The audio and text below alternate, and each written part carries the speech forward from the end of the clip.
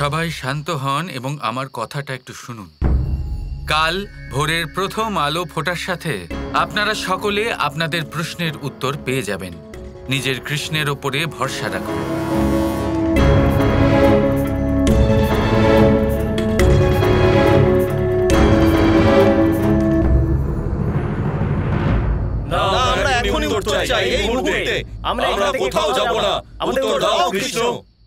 আমার কেন এটা মনে হচ্ছে যে আপনারা কিছু ভুলে যাচ্ছেন যে আপনাদের ভোলা উচিত নয়। আপনারা সবাই মনে রাখবেন, আমার আপনাদের সকলের প্রতি অনেক বড় উপকার রয়েছে। আমি ওই কংসকে শেষ করেছি, ওর নিষ্ঠুরতা থেকে, ওর অত্যাচার থেকে আপনাদের সকলকে বাঁচিয়েছি। এমনিতে দেখতে গেলে আপনাদের সকলের প্রাণ হলো আমার দয়া। আপনাদের প্রত্যেকটা শ্বাস আমার প্রতি ঋণী, সেই জন্য আমি যা বলছি সেটাই করুন। দাদু, আপনিও।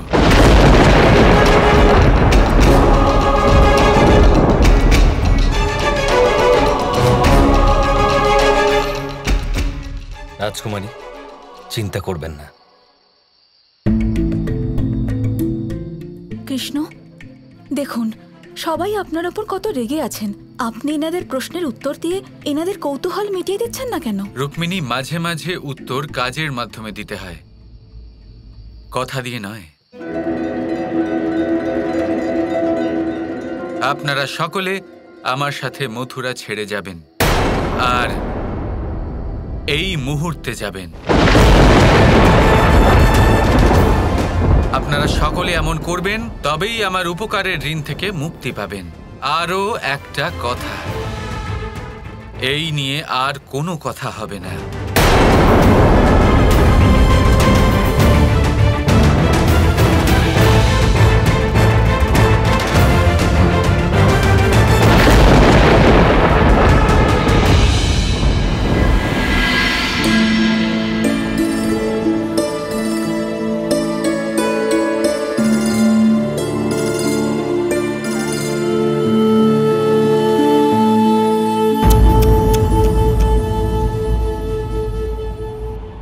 একই রাধা, সারা দিন পেরিয়ে গেল, সারা রাত পেরিয়ে যেতে চলেছে, কৃষ্ণ তোমায় এখনো নিতে এলো না।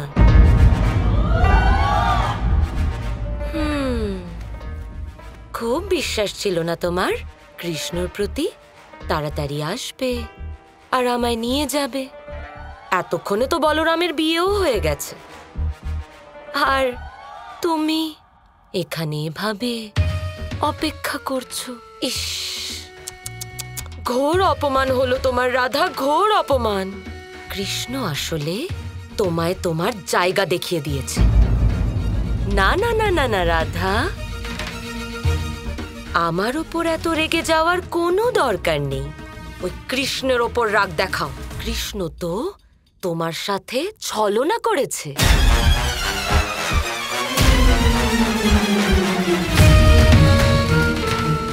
ভুলে যাও এবার কৃষ্ণকে। কৃষ্ণ তো হলো যুবরাজ, অনেক রাজকন্যারা আসবে ওর কাছে। ওর রাধার মতো গোয়ালিনীর আর কোনো প্রয়োজন নেই।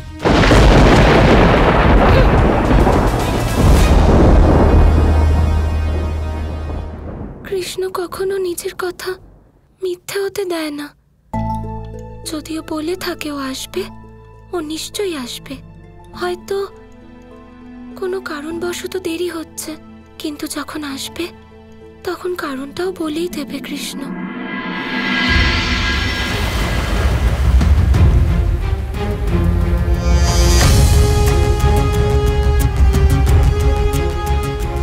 এই সমুদ্রে স্নান করার জন্য উৎফুল্ল হয়ে আছেন বলরাম? আর কিছুক্ষণ অপেক্ষা করুন রাজকুমারী, আর কিছুক্ষণে আপনিও খুবই উৎফুল্ল হয়ে উঠবেন। দাদু ভাই, এ তুমি কোথায় নিয়ে এলে? এবার কি আমরা সমুদ্রে থাকবো নাকি? আমি বললাম তো, সূর্যের প্রথম কিরণের সাথে সাথেই আপনি সব বুঝতে পারবেন। আপনার সমস্ত প্রশ্নের উত্তর আপনি পেয়ে যাবেন, বিশ্বাস রাখুন।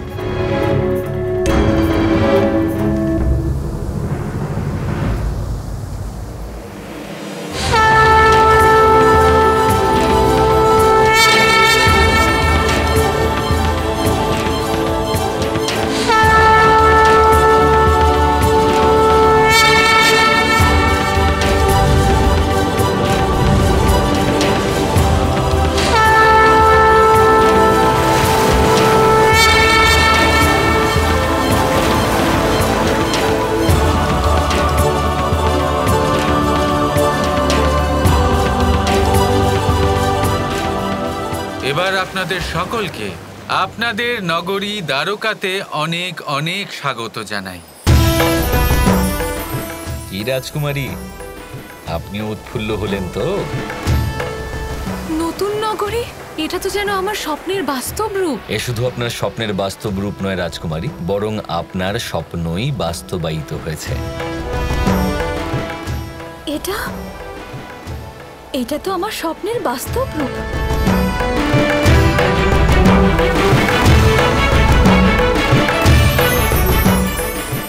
দাদু ভাই, এমন অনন্য নগর তো আমি আগে কখনো দেখিনি। এটা কবে হলো?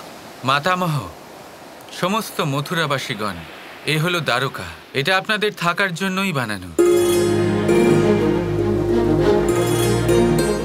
আপনাদের সকলের কল্যাণের কথা ভেবে আমি আপনাদের থেকে একটা কথা লুকিয়েছি। জরাসন্ধ আজকে আপনাদের সকলকে শেষ করতে চলেছিল। দাদার বিবাহের দিন আক্রমণ করে ও সকলকে শেষ করে দিতে চাইছিল। আজ পর্যন্ত ওর 16 বার আক্রমণের হাত থেকে আমরা বেঁচে গেছি, কারণ সেই আক্রমণ নিয়ম অনুসারে করা যুদ্ধ ছিল। কিন্তু আজকের এই আক্রমণ তা যুদ্ধ ছিল না।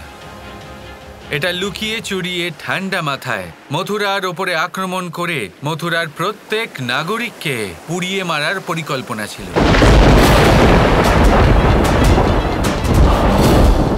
আর এরকম হঠাৎ হওয়া আক্রমণের সম্মুখীন হওয়ার জন্য আমরা তৈরি ছিলাম না। এর থেকে বাঁচা আমাদের জন্য ছিল অসম্ভব। আর শুধু সেই কারণেই আপনাদের সকলকে এইভাবে এখানে নিয়ে আসতে হলো, মথুরার থেকে দূরে, দ্বারকার সম্মুখে।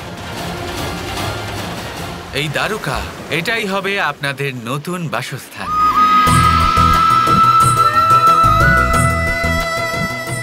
আমি জানতাম কৃষ্ণ যে তোমার কথা যতই রূঢ় হোক না কেন, কিন্তু তার পেছনে লুকিয়ে থাকা তোমার উদ্দেশ্য সবার ভালোর জন্যই হবে।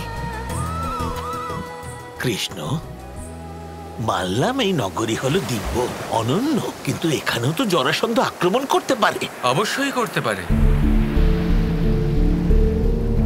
কিন্তু আমি আপনাকে একটা কথা বলে দিই, এই দ্বারকা এ শুধু অনন্য আর দৈব নয়, এ হলো অভেদ্য।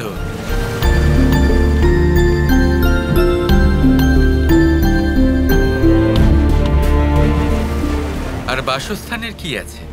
যেখানে আপনজন সাথে আছে সেটাই হলো বাসস্থান।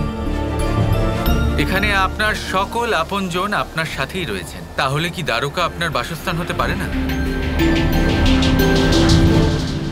কি করে আমরা মেনে নিই যে এই নগরী সুরক্ষিত? নিজের হাতে বানানো বাড়ি ফেলে এসেছি কৃষ্ণ, যার প্রতিটা ইট নিজেদের হাতে গড়া। এটা তুমি ঠিক করনি কৃষ্ণ।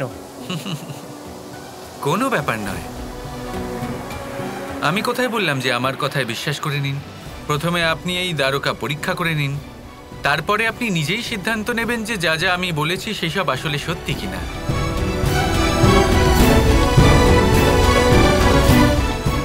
তাহলে আমরা তৈরি তো সামনে যাওয়ার জন্য? রাজকুমারী,